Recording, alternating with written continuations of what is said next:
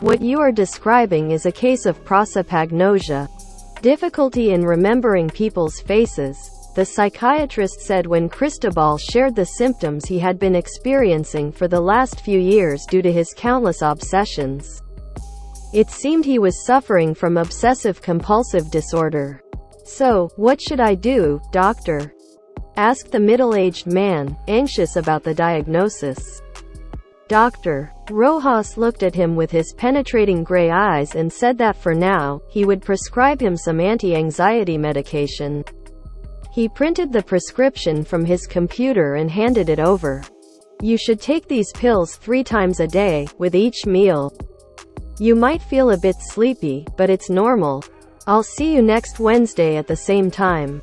"Thank you, doctor. I hope it helps," the man responded nervously. As he drove to his workshop, an image came to his mind. He saw those sky-blue eyes that had obsessed him so much during his adolescence and youth. But he couldn't remember her face or her body. Violeta was his classmate in high school, and from the moment he saw her entering the classroom for the first time, he fell into a state of madness. His obsession reached such a point that one day, after class, he followed her home to find out where she lived.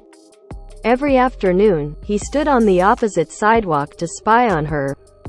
She never gave him a look, as she saw him as a strange being who rather provoked aversion in her. He entered the workshop he had rented in the city center, where he painted his artworks. He had always wanted to capture Violeta on a canvas, but he could only manage to see fragments of her, and that tormented him. He picked up the color palette and attempted once more to sketch her. But as always, it was in vain. Then, he took a capsule from the jar that Dr. Rojas had prescribed him and swallowed it in one gulp. His obsession with remembering the face of the girl who had driven him to madness in his youth tormented him every moment. "If you come near here again, I'll call the police." The girl's father had warned him when he caught him looking towards his daughter's bedroom on 3 occasions. He never saw her again at school, as her parents transferred her to another institution to prevent any contact with him. He fell into a deep depression, realizing how he had betrayed his own ego and self-esteem. Several years passed, and despite Cristobal being in college, Violeta's voice continued to haunt him.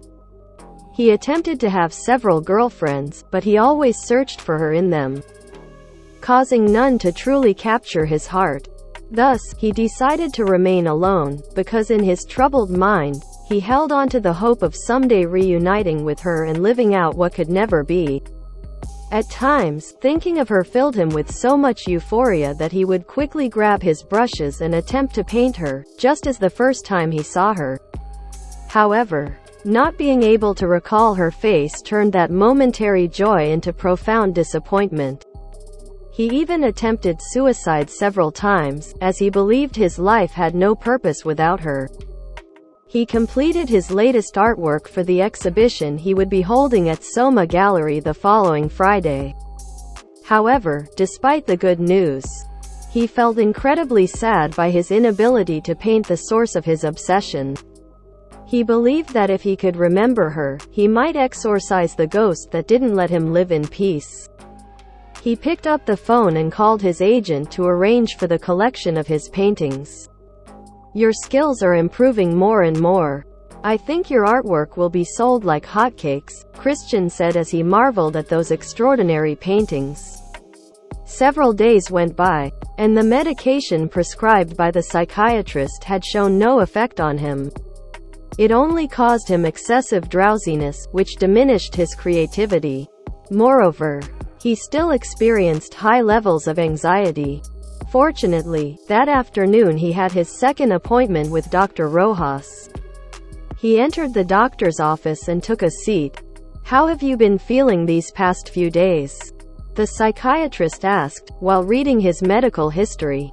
Cristobal responded that he hadn't noticed any changes so far. "Would you be willing to undergo a hypnotherapy session to reach the root of the problem and potentially correct it at its inception?" Dr. Rojas inquired. "I'm willing to do anything to end this suffering," Cristobal replied. Then, lie down on the couch, Dr. Rojas instructed. He followed the directions of that renowned therapist recommended by his friend Santiago, and within less than 2 minutes, he had entered a trance, without losing awareness of his surroundings. Your body is feeling more and more relaxed and loose.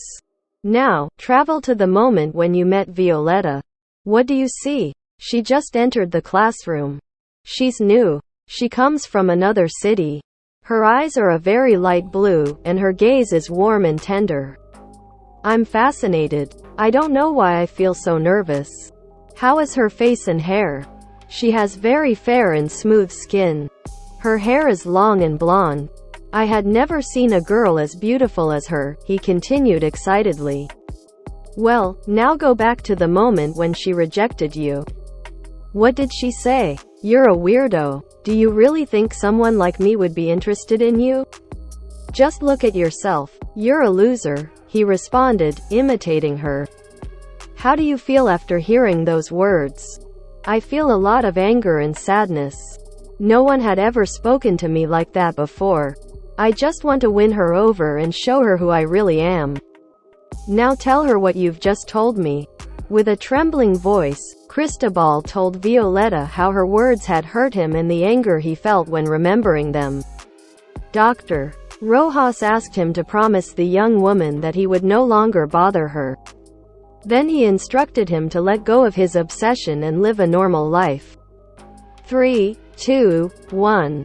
He opened his eyes and for the first time, he felt that the memory of her was just a vestige of his past.